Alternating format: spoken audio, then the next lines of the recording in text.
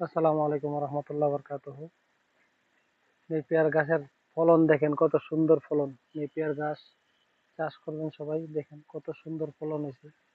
এখানে বেশি না, 10টা গাছের বীজ দিয়ে সেটা গাছগুলো হয়েছে। দেখেন কত সুন্দর ফলন হয়েছে, অনেক সুন্দর ফলন।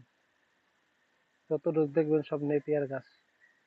আর এগুলা গাছ অনেক ফলন হয়। আর এদিকে গরু ছাগল পালার জন্য অনেক সুযোগ সুবিধা হয়। আপনারা যদি এই গাছ চাষ করতে পারেন তাহলে অনেক লাভবান হওয়া যাইব। কাজ করে অনেকই সুন্দর ফলনশীল গাছ।